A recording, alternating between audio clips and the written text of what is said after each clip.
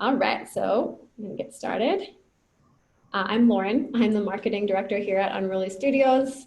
And I'm the one who's always emailing you and telling you about new and exciting webinars that are happening, and excited to tell you more about what we're up to lately. We've got lots of new things going on at Unruly.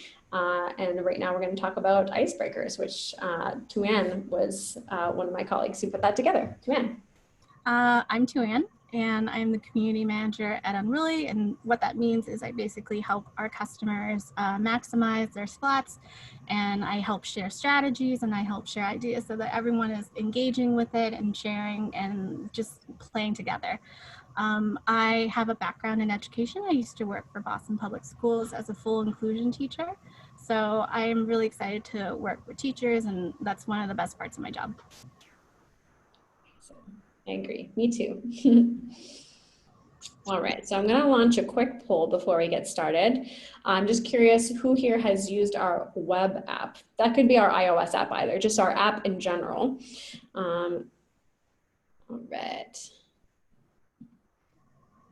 And sneak peek is our app is basically what you're going to be using if you want to use Unruly Splats for any type of virtual learning. But you can also use it for in-person learning as well. But our web app is especially well suited for virtual learning. All right. I'll wait a couple more seconds for a few more people to answer, but most people are saying no so far. So that's really exciting because we're going to show you our app today. All right, I'm going to end the poll and share the results. All right, so 88% have not used our app yet. This is very exciting. Okay. Thank you all for taking our poll. There's going to be some polls further along in the deck and also lots of fun games. Yes. So I'm going to exit here and I'm going to transfer, since 88% of you haven't used our web app yet, we're going to show you it. So this is what it looks like. A quick preamble is that our web app works with Chromebooks and laptops in general, but you have to be using a Chrome browser preferably. And we also have an app for iOS. So if you're using iPads with your students, then you can download the Unruly app and you don't even need internet access to use it. It's pretty awesome. But if you're using the web app with a laptop, then you will need internet access. Okay. So I'm going to hop into our web app here. And I'm going to give you a little tour. So I think a lot of you are here today because you're interested in hopefully using Splats with your students. I think many of you might be virtual or hybrid, meaning that you may or may not be using physical Splats. And so what we have on the left-hand side here is our virtual Splats. And virtual Splats work just the same as physical Splats, so they're going to react to the coding environment. So they're going to do exactly what the code tells it to do. If you have physical Splats, this is where you would connect them. And how you would do that is you would just swipe this thing here, that little pink button, and then it would bring you to an area where if I had a Splat with me, you could pair it through Bluetooth. But since we're not using physical Splats today, I'm going to close that. And you don't need to do anything with that if you're not using physical Splats. And so on the right-hand side here, we have our code area in our blocks, where we're going to drag and drop our blocks onto the coding screen. So the first one here is a when Splat press block and a when program starts block. And these are the two ways that you can start a program with Splats. Either you're going to press on the Splat to trigger something, or you're going to start the program by pressing run. So I'm going to drag and drop this out here. We're just going to make a quick little code because it's fun. So second is our sensing block here. So you can make code so that things happen when your Splat is pressed or released, or when your Splat reaches a certain score. So that's our sensing area. We also have a lights area. So we can drag and drop this out and say, okay, when Splat 1 is pressed, I'm going to light it with the color red. And we have a sounds block area too, which is really great for just any kind of fun sounds that you want to do. We have a ton of different ones. We have game sounds, animal sounds is probably my favorite one. So you know what, let's drag this out. And then I'm also going to drag this out. So right here. And then what you would do is you would press that in here. And then there's a drop down menu where you can say, okay, we're going to do a cow sound. We also have a music area, which definitely comes in handy for our musical splats activity pack, which if you haven't tried it, you definitely should if you have elementary students who want to play around with musical sounds. So you can actually code your own songs with splats using something called MIDI, which is a numerical representation of a music note, so you can actually code songs.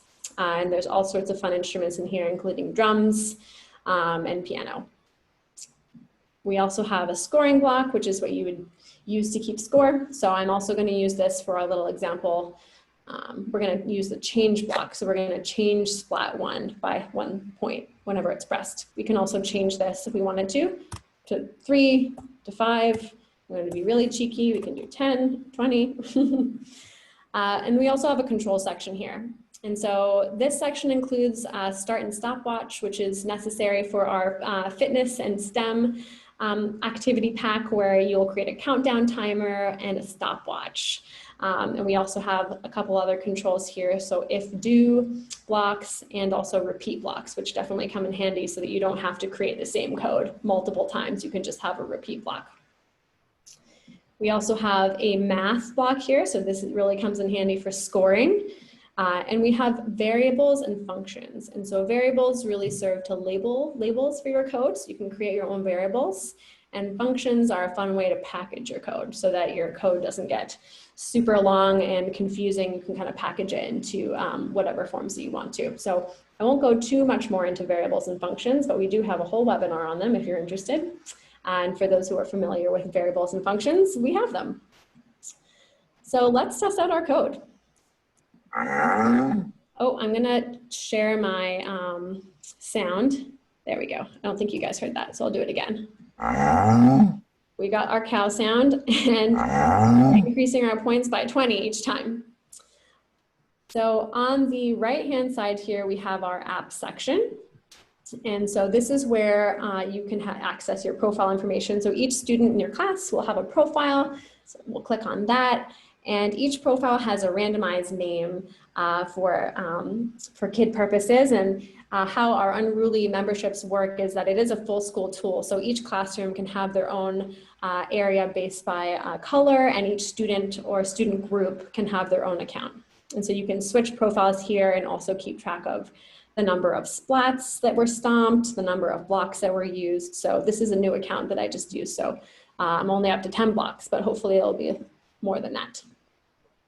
We also have a project section. So if you create code like this, you can save your project and access them all here. So we have this button here, sync to Game Locker. And so you would be able to sync it. So actually I'll do that right now. I'll click save. We'll just call this splat example. Only uses one splat and one player. You can add a little description, cow sound, and then we're gonna save it. And so then when I go to my project section, I can sync it to the Game Locker. And once it's synced, that yellow light right there, that's gonna turn green. And so then you can access that at any time. So Lauren, would you be able to share that with other people? Yes, you can. So good question, Tuan. So the great thing about the Game Locker is that it allows you as an educator, as a teacher, to access all of your students' work in one place, so that if you, your student wanted to share their work with you, or a student wanted to share their work with each other, that would be totally fine. And you can also export code as well. So if you wanted to transfer this code to a different device, you can either access it through the Game Locker, or you could also import a project through the code, which is a little button right here as well. So we also have awesome games and examples. So this is pre-packaged code. So if you just wanted to get familiar with how it all works, we have a ton of examples that you can filter by coding level, number of splats, number of players. So I really like doing the coding level. So if we want to start off with the basics, we have lots and lots of games that are already pre-built. So I'm going to do, say, a race in place. Here it has a description of the game. Whoops. And you can load the project. And there it is. Right there, you can see all the code. We'll just zoom out so you can see. And it is drag and drop, so if you can't see all of the code, you can use this plus and minus button here to zoom out and zoom in, and also just drag the screen. I'm going to show you one more thing before we move on, which is our tutorials that are super helpful. So if you can access them by pressing right here. There's a bunch of different tutorials, so this is also a great way to familiarize yourself with the Splats app if you're just getting started. It's a super easy step-by-step explanation, and that's a great place to start. I lied, I'm going to show you one more thing, which is our Splats app screen right here, virtual Splats app. So this is a great way to get just a visual representation of where your Splats to be. Oops, I pressed it. So there's a game running right now, that's why it's a race and place game, but this is just a great way to plan out what you're going to do for your game and have a visual representation of it. And so there's a couple fun backgrounds you can use, and you can also create game notes, which are right here. So if you wanted to have some rules written down right in this section, or your students were creating a game and they wanted to explain the game rules, they can do that right in here and share it with you. We had a few questions in the chat. One question was, what is the difference between the web app and the website? Question. So our website, while it is exciting, that's where we have all of our lesson plans and our webinars and our sort of information about our company.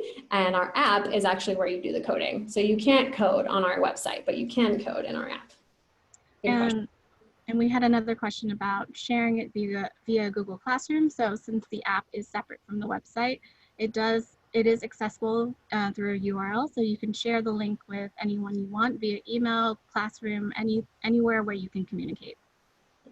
I'll also just mention that our website is not necessarily a place where you'll send your kids. Your kids don't need to go on our website. There's nothing interesting for them there.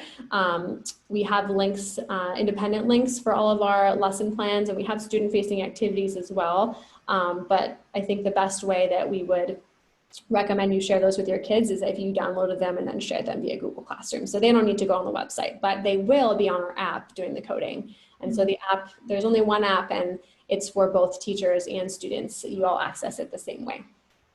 And once you have your username, you don't have to put in a password. You just click on your username. And then we have some other questions. To access the virtual splats, so you can see on the screen here that underneath the save, there's a figure of the splat itself. If you click on that, it takes you to the virtual splats where you have the game board. Yes. Right there. You can also access it by going here and clicking on virtual splats in the settings section. And then can students create their own item, or just, so if you could elaborate a little bit on that question, that would be helpful. But we do encourage students to create their own games and share their own games, but we also have games and lessons available for students who need examples or would like to play immediately. Yeah, so Scratch, if any of you are familiar with Scratch, there's things called sprites. So in our app, the splat is the only thing that you can simulate. So you're just controlling the splats themselves, and that's what's the stimulus for the game. And so there's lots of different games that students can create on their own. We also have games that are already pre-built in the app that you could play. Some are good for both virtual and in person, and some are just for in person, and some are more prone for virtual as well. Awesome, that was her question, great. Yeah, thank you for the great questions. Please keep them coming. Yes. It's very helpful for us. It's helpful for other panelists and attendees, so keep them coming. Yeah, so we'll be back in the Splats app a little later, but I wanted to give a brief overview of sort of what it looks like and how it works first to give you context before we get into some of the games and game examples. So I'm going to stop sharing my screen and I'm going to let Tuan take over. All right, so share screen. So I'm going to start going over 3 of the games in our brand new activity pack, Icebreakers. So here you can see the cover, and inside are 3 fun, fast-paced games that the focus is more on building community and getting to know each other. We do have the codes available for download for all 3 activities. So 2 Truths and a Lie, Monster Maker, and Would You Rather. And so you can choose to either play right away, or you can have your students code the game itself. And we have step-by-step pictures and instructions for doing so. So the first game is 2 Truths and a Lie. It's a classroom favorite. We had a lot of requests for this game. So it's 2 Truths and a Lie as you know it, but with an unruly twist. So it's student versus classmates. You can play this remotely, you can play it in person. All these games are great for no matter where you are in your school year, if you're doing hybrid, if you're doing remote. So one student tells 2 truths and a lie, but the twist is that we have, I'm gonna share my code screen. The twist is that you are gonna score points. So after you run the program, when it starts, you're gonna have 2 splats, 1 and 2. Splat 1 will play a random animal sound, and splat 2 will light up a random color. So I got a chicken sound and the color purple. So then the student who is telling the 2 truths and a lie would either come up with 2 truths and a lie based on something that has the color purple, or something that involves a chicken, or all of them could involve a chicken. And then they have 60 seconds to tell their truths and lies, and then the class has 60 seconds to guess what the lie is. If the class successfully guesses the lie, then you will press splat number 4, so you can hear a win sound, and the class wins. However, if the person who is telling the truths and the lie, if they get a point, then you play the loser sound for the class, and they score a point. And the scoring is like completely like optional. You don't have to do that, but it is fun just to hear the sounds and to press the buttons, and you can keep track of like who's winning and scoring that way.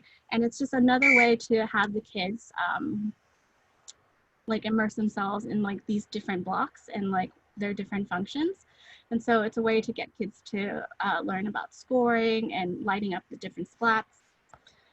And so if you want to have the kids build the code, we have all the instructions and all the images available. I can show you right here that this is what the pack looks like. It's available as a PDF and has a quick rundown of what the games are. And then each game has its own section where the code images are available and instructions and guides are available as well. So Dan, where can they find this? So you can find this on the website. And for our customers, they have a portal, and the portal is like a handy dandy spot where everything you need is located in one spot. And we also make sure we update it frequently with new content. So we're gonna quickly play True Truths and a Lie. Oops, no, what am I doing? I meant to press that. So True Truths and a Lie. So it just so happened to play a chicken sound. So I have some chicken statements ready for us. So I also have as a bonus, is it a woodle or fried chicken? Which it's unruly, it's fun.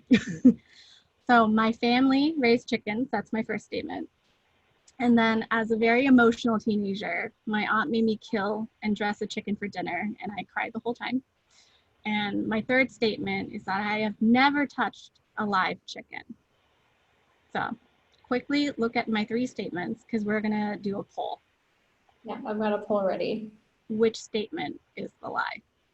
And it's all listed in it's listed in here too. I'm gonna launch the poll.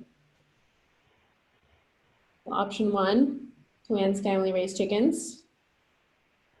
2, Marianne made her kill and dress a chicken for dinner and she cried the whole time. Or she's never touched a live chicken.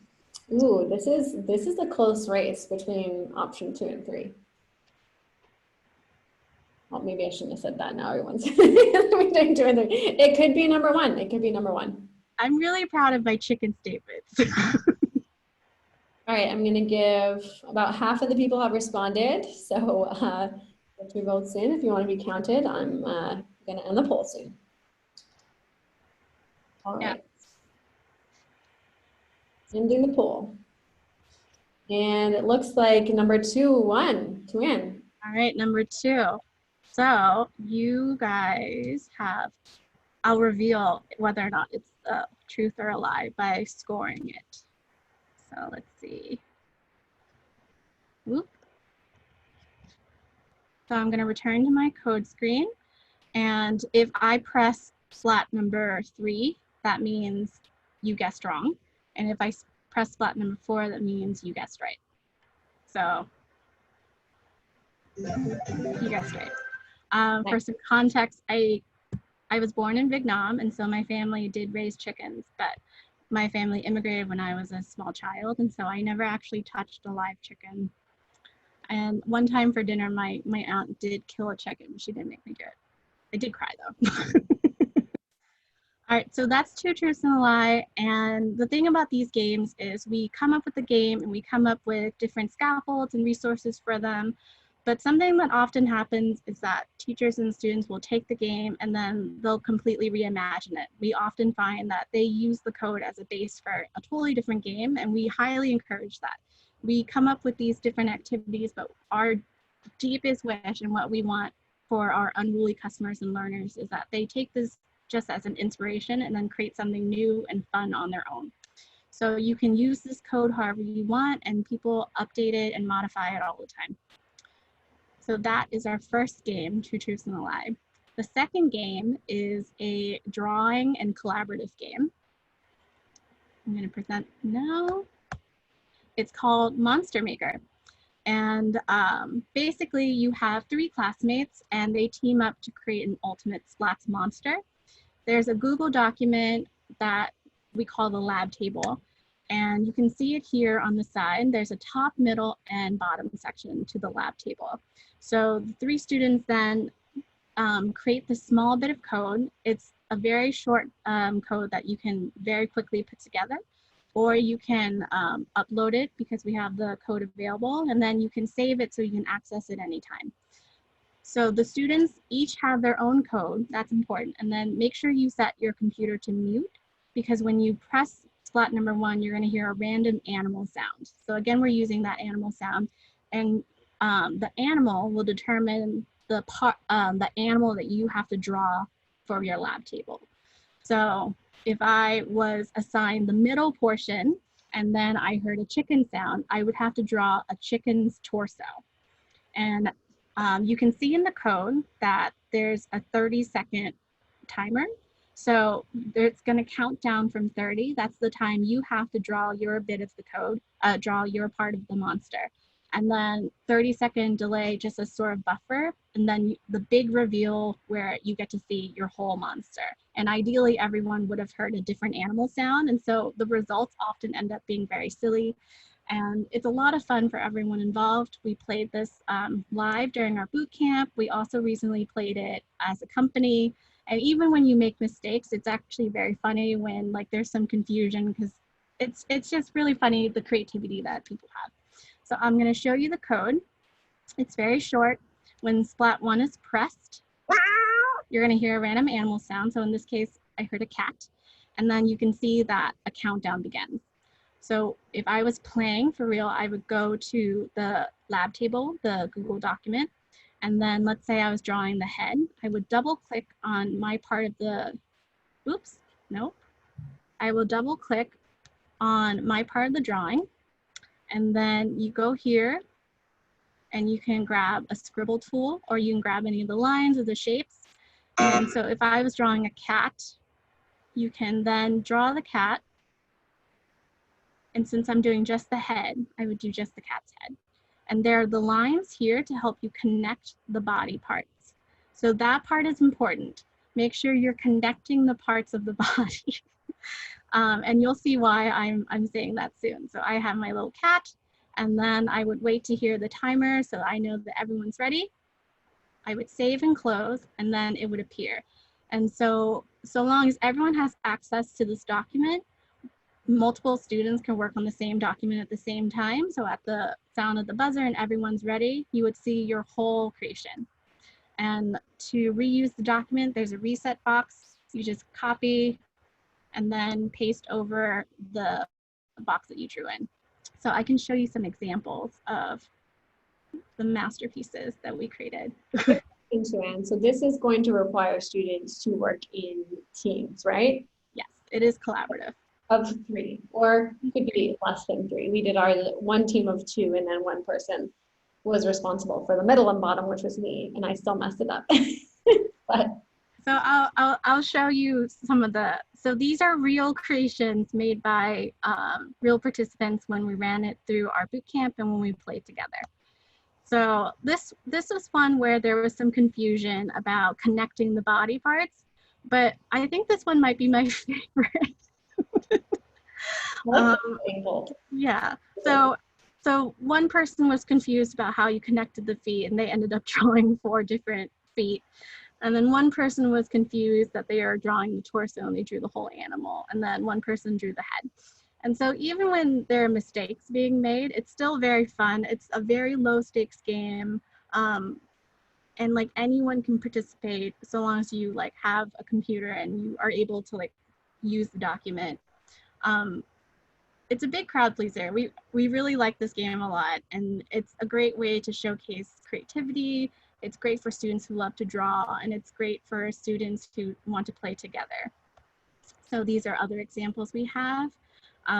This one I believe was supposed to be a dog head and a sheep body with some chicken legs. So you can make this whatever you want. You can change the animal sounds to something else. We also have robot sounds, we have sport sounds, and so you can get really creative with how you choose to play the game. So yes, every student might get a different animal sound, and that's definitely the fun part. And even if you get the same animal sound, every student is gonna be different in their interpretation of the animal. Yeah, absolutely. And great then activity for Halloween too. It is a great activity for Halloween. Yeah, Monster Maker. So, and our third game is a very popular game when I was a 3rd grade teacher. This was a classroom favorite. Would You Rather? And our Unruly twist is we first interpreted this game for our SEL pack because we were getting a lot of requests from teachers saying like, how do I build community during this time, especially when we're remote? And so we created an activity pack focusing solely on community building and how do you build those skills for like communicating responsibly, advocating for yourself, and different things like that. So this is a game where the code is available for download, and it's both silly and it's both very fun and very accessible, but also the focus for the SEL pack especially was on how do I communicate effectively? How do I work together as a team? How do I put aside my disagreements? Because the unruly twist is that you break up into 2 teams, and then each team has to decide on one would you rather question, and everyone has to agree to that one question. And then you race to submit your question to whoever is hosting, the teacher, it could be a para, it could be anybody. You submit your question, whoever submits their question first, that's the question that the whole class has to answer. And so we set up a fun little voting simulation for it. And we're gonna play it right now. And we're gonna do so by choosing one of these doors. So we have door number 1, 2, and 3, and each door has a different would you rather question ready.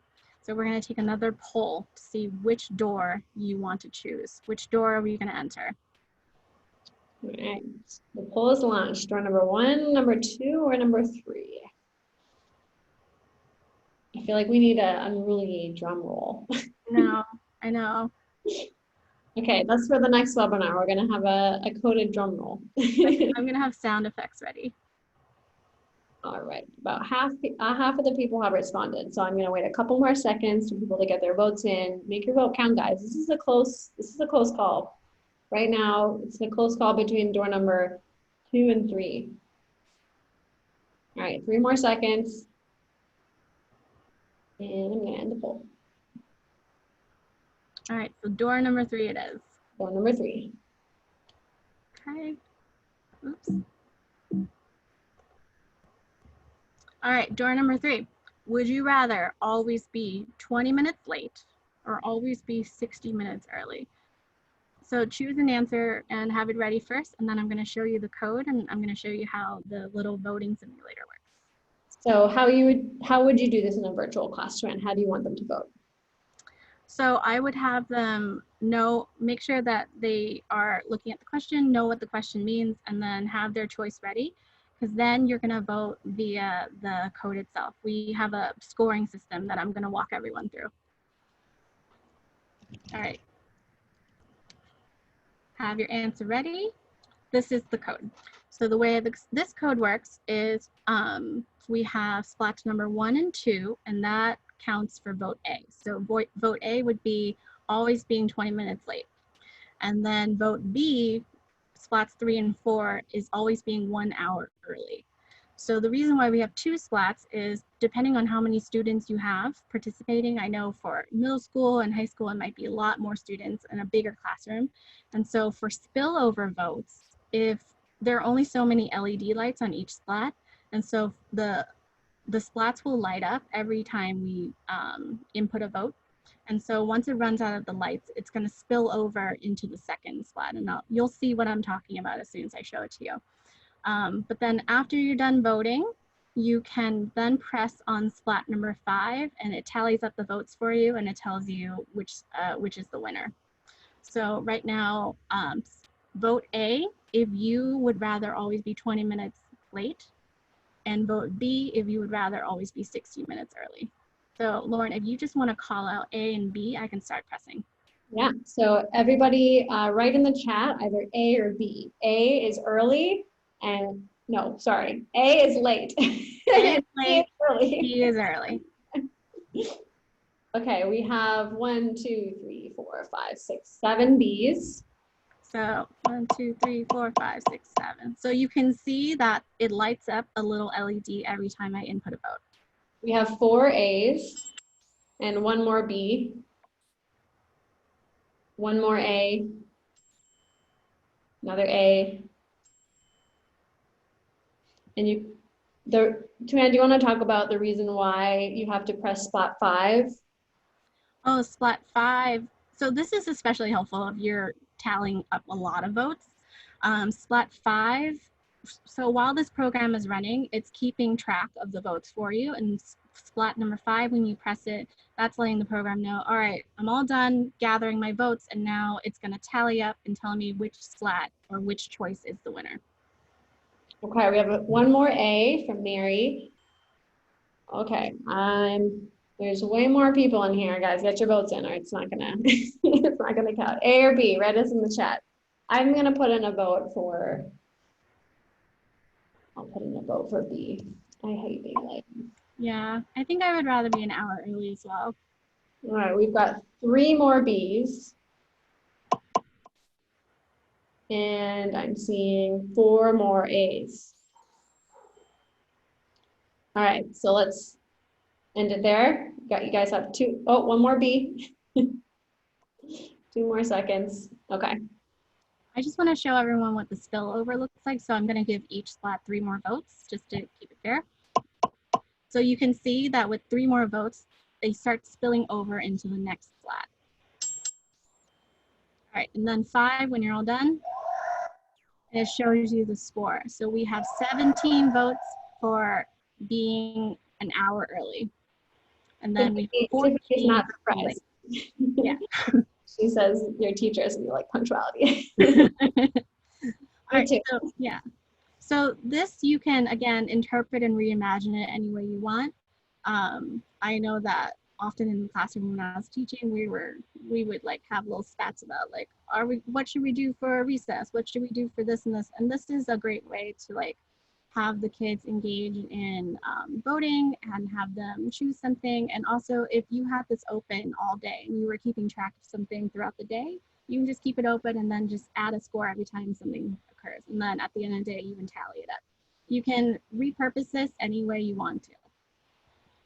So I know that that code, just to say, looks really long, but it's actually, you can simplify it down just a really simple voting machine. And I Yeah. think the most creative voting machine that I saw that I really, my favorite was a student who his votes were, would you rather be able to speak all the languages in the entire universe, including aliens, or be able to talk to animals? And I just thought that was so great because I'm like, wow, that really got me thinking. I was like, and we had a debate about it among our team too. So it's really, you could totally cut that code down and make a really simple voting machine, which I think is also in one of our activity packs. And that code can be made, I've seen kindergartners code that. So Yeah. And we've seen kids as young as kindergarten participate using Splat. So even if they're not coding themselves, I visited a school in the Bronx where it was very popular in gym actually.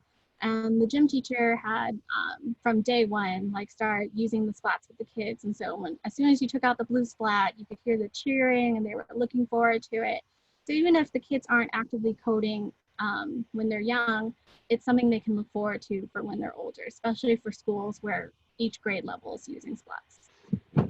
we've also had older grades coding games for younger grades, which I think is a great way to have that cross-class collaboration.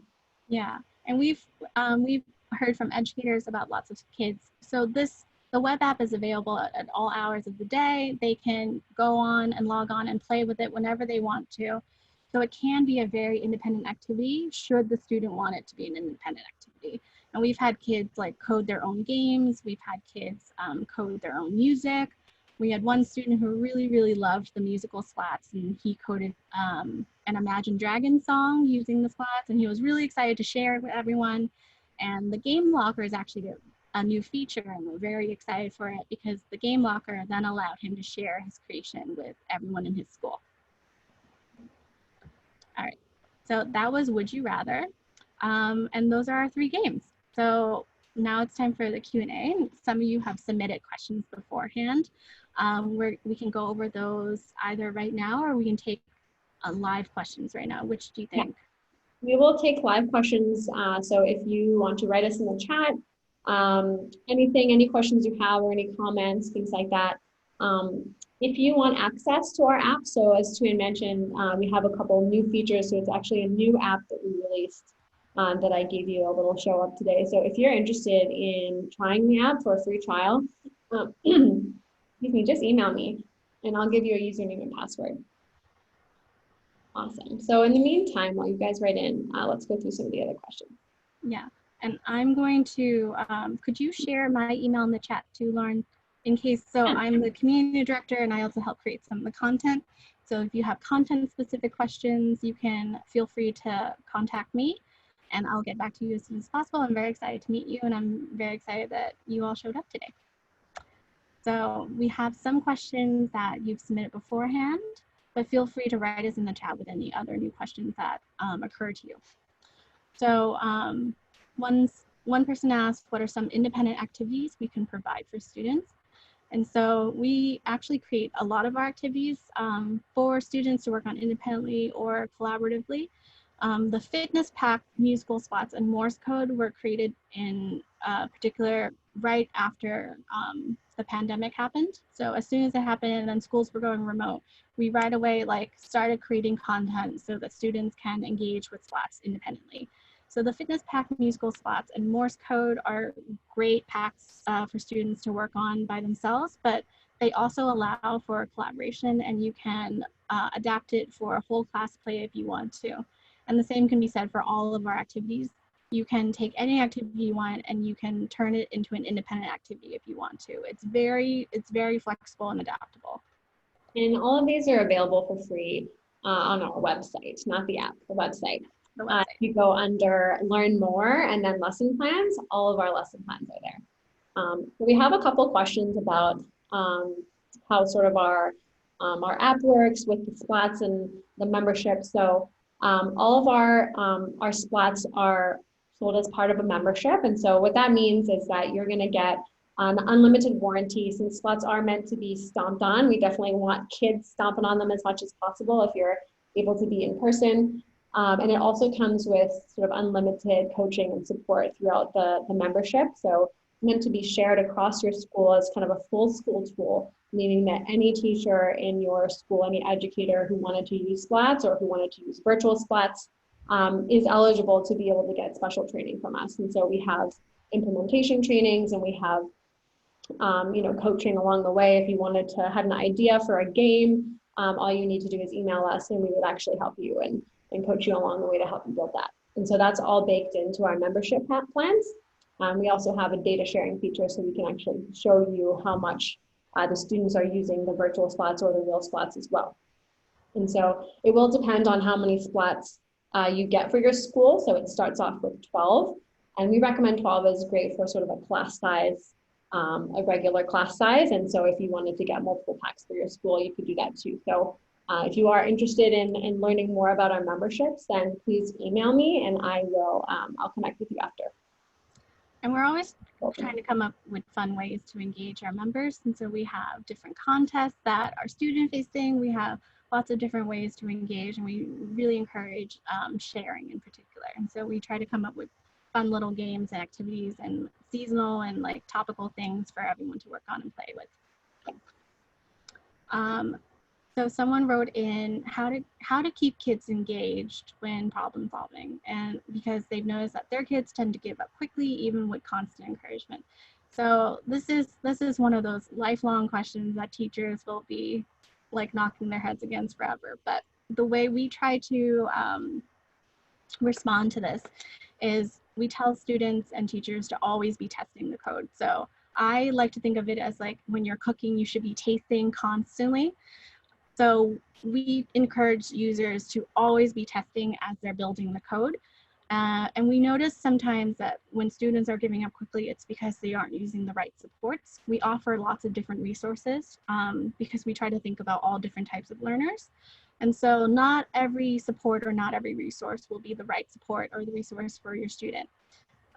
You know your kids best, you know what they need best. And so we try our best to make sure that we have all the different types of resources you might need, but then you will have to it's a trial and error process. You have to see what your students respond to, but we offer video tutorials, we offer code images, we have step-by-step instructions, and we usually have the whole code available for download. So some students might work better independently, some might work collaboratively, some might need you to only give them a small piece of the code to work on. And we want to celebrate every type of milestone there is. We want to celebrate all successes. So if the whole class objective is to have fun, then everyone can reach that objective. And then individual objectives can be like, today, all you're going to do is learn how to make it light up, and your portion of it will go into a bigger code that the class will play together. So it's really open to, we try to keep it flexible. We try to make sure that the message is that you should be having fun.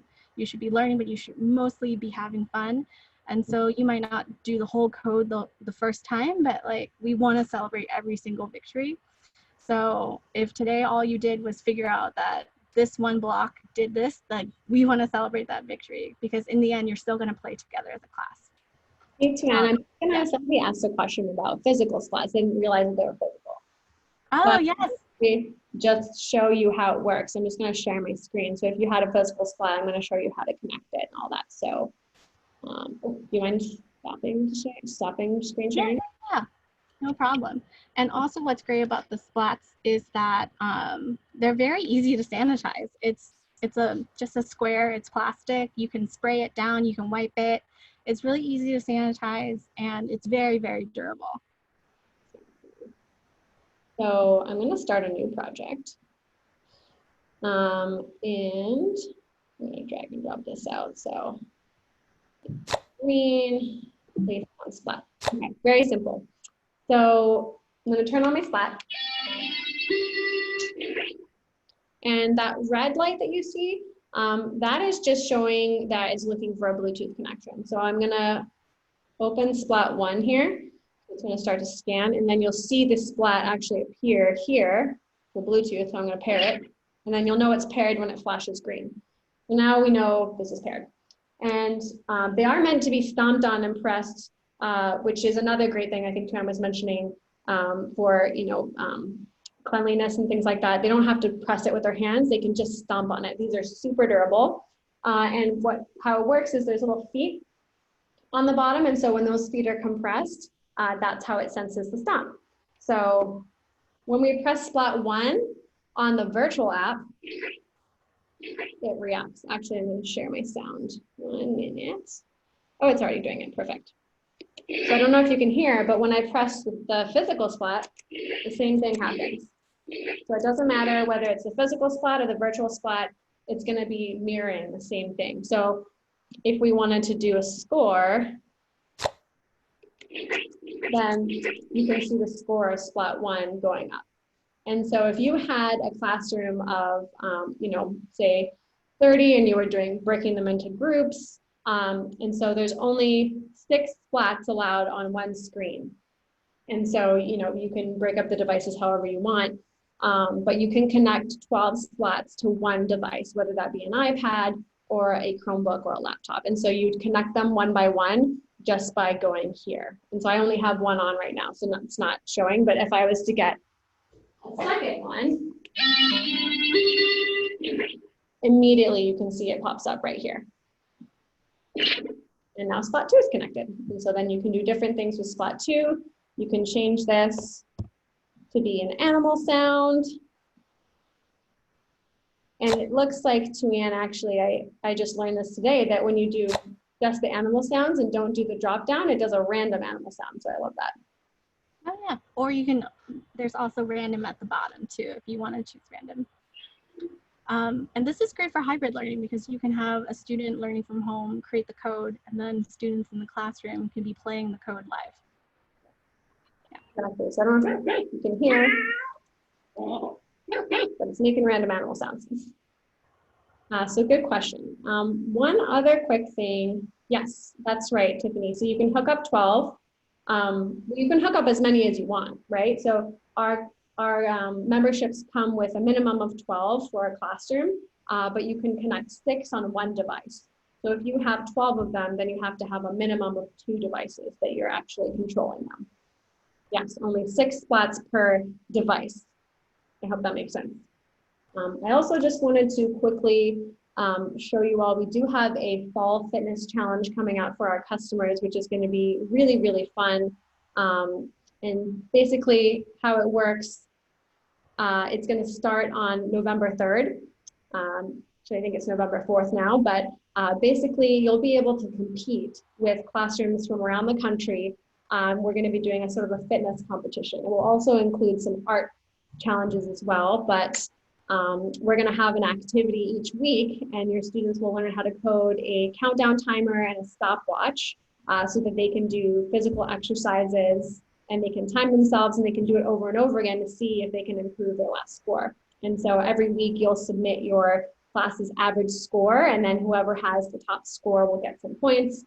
And we have a whole very complex point structure, which I won't get into, but if you're interested in competing in this challenge and this sounds like fun, this is just another activity that we do with our customers that just makes learning, fun. And it's a great way to interact with other Unruly customers and get your students excited to win things. And the best part about this challenge is they're going to get to win a golden splat, like an actual physical golden splat for your class that you can, tout to all the other classes. So that's going to be really fun. And yeah, I hope you guys join for that. All right.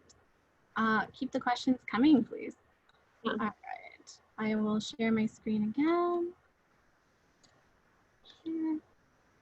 Okay, so another question is, are splats used for one-on-one teaching? So you can use it for one-on-one, but then you can, like Lauren said, use up to 12 splats for a full class. So the gym, the school that I visited in the Bronx, when I saw the gym teacher using it, he was using 6 splats, and he was teaching 2 kindergarten classes at the same time, or it might have just been 1, but kindergartens, they seem to just multiply somehow. So it might have been like 5 classes, who knows? But they were all having a lot of fun, and you can spread the splats apart, and the kids were playing like a racing game on it. And so you can do a whole class. You can do it partners, you can do it one-on-one. It's very flexible. Yeah, and we have activities that meet the CSTA standards, so that's computer science standards from K through 8. So if you have students who are a little bit older in grade 5 and 6, that's actually a great age where they can actually start coding their own games. It can be, as young as K and as old as grade 8. And someone had another great question. Do the activities require materials outside of a normal classroom? So we definitely try to keep in mind that students come from very different backgrounds and like have access to very different things. And so when we create our games, we try to make sure that it's something that the activity is accessible to everyone. So for instance, we created an art scavenger hunt game, but thinking about what is something that every student is going to have in their home. It's like, well, they're going to have things of every color. And so the game itself involves kids doing a scavenger hunt within their own home, searching for objects of certain colors, and then putting the objects together into a sculpture. And so that's just an example of the sort of flexibility that we try to keep in mind when we're creating our activities. And I can't think of a game that would involve needing more than your device, your like brain, and like the internet. But you can definitely include other items if you want to. Like if you want to throw in a ball, if you want there to be a school scavenger hunt situation, kids get really imaginative with it, and students and classrooms get really imaginative with it. So you can add more if you want to, but you can also just play it with just the splats in the app. Yeah. So this one was a tricky question. What do you do when students are learning? What do you do when students are learning at home so it is equitable? So we talked about this actually as a team, because this is a very good question, and it's a question that's sort of like, I wish I had the answer to it, because I think I would be like a billionaire if I had like the solution. But again, we keep this in mind. We want to be equitable. We want to be inclusive. Splats are for everyone. So in App 2.0 and the Virtual Splats app, we think it's really great for kids to test and play games together. And we think the nature of play itself is very equitable. The Splats by nature, like you're coding, but also the heart of it is like you're being creative, and creativity and like creating a game and playing together, that just by nature is like very equitable. So we also want to keep in mind that we want to give kids choices. And we feel like the more choice they have, the more equitable it is. So some kids might be coding individually, some kids are coding together, some kids are focusing on maybe one aspect of code or one type of game. And so we try to make sure there are lots of choices and lots of resources to cherry pick from so that everyone can enjoy and engage in Splats. Great question. And then we got back to the doors. And so those are the submitted questions. If there are any more questions from those of you who are here right now, we would love to take them and answer them. And if you have any questions that come to mind later on, feel free to email me or Lauren. Yeah, we had a couple logistical questions again, just to reiterate. Our memberships come with physical splats as well as the app and the virtual splats, as well as all of our customer support. So it's all bundled into one. And that's because we really did get a lot of feedback from educators and administrators that a lot of technology in the classroom goes unused because there's not the proper support to use it, or it gets broken and then not replaced. And so we wanted to take care of that and make sure that that's all included as part of the package. And it starts at 12 splats for a membership, but it's 6 per device, so an iPad or a Chromebook, or you can also use more. You can get as many splats as you want for your class. So if you're interested in getting a quote, then please email me and let me know, and we can connect and better understand your needs so we can put together a package for you. We also have webinars on the website addressing many concerns and questions regarding how do I get started, what is the membership like, and so make sure you look at our website. We have lots of resources available. And somebody asked if we're going to share the slides. I'd be happy to share the slides after the presentation. I'll be sending out an email to everybody who registered with the webinar recording, as well as the slide deck and the Icebreakers pack. So lots of goodies coming to you. Mm-hmm. And something I hear a lot is like teachers saying like, well, I teach English, or I teach little kids, or I teach art or music. Like, how do I incorporate slots? Because it feels like this is very much like coding and technology. And like, it does involve coding and technology, but we also feel like most of the world now involves coding and technology. And so SPLATs, it isn't about getting your kids to become like future programmers. It's about immersing them in a world in which like a lot of the reality is like there is technology, there is coding, and we want them to be well versed in that, or at least familiar, so that they feel comfortable when they face that. And so we have music teachers successfully using SPLATs. We have kids like using the SPLATs almost as if it's a keyboard. We have lots of gym teachers who love using SPLATs and having kids create games. And we believe that SPLATs can be very interdisciplinary. And like that's something that we're definitely trying to grow as a community, coming up with ideas and activities, and then sharing those activities so that we can make SPLATs like valuable and an organic means of like engaging with each other and having it cover all different types of content. That's right. And also, if you're new to coding yourself, that's also okay. You don't need to have all the answers. We have a ton of educators that we work with who have never coded before in their life. And it's, you know, just a great introduction, and it's fun to learn with your kids, and it's all about games, right? So it's naturally playful. And even we had a computer science educator based in Hawaii who was a computer science teacher, and his student asked him a question in class, and he was like, you know what, I don't know how to do that yet. Why don't you sit down, play around, and see if you can figure it out, and then if not, then I will come, you know, when I'm done with this other student, and then help you figure it out. And within like 2 minutes, she's like, Mr. Furcano, I figured it out. And then she got to teach the whole class. I think it was how to do a delay on the code. So I love that story because I think it just really speaks to the heart and soul of our attitude here at Unruly. It's just, you know, learn with your kids and have fun, and yeah, you don't have to know everything. Yeah, because I had never block coded before either until I joined Unruly, because I was teaching for the past 5 years. So it is something that you can pick up. It's not, we try to make the app very intuitive, and we try to make it really fun and easy to follow. And yeah, definitely after like the more I practiced and the more mistakes I made, the more I was learning. And so we definitely encourage mistakes, and we embrace mistakes, and we want to celebrate the mistakes, because I cannot tell you how many times I've made a mistake while doing one of these webinars. And then it's just sort of like you move on, you fix it, and you learn. So I want to be cognizant of our time. We're a little bit over 6 o'clock. So for those who have to leave, thank you so much for joining us tonight. It's been great. And for those who still have questions, please stick around. We'll be here for another few minutes to answer any last questions that you may have. But if anything comes up later, we're available. Feel free to email us and let us know what questions you have. Yeah, thank you all for coming.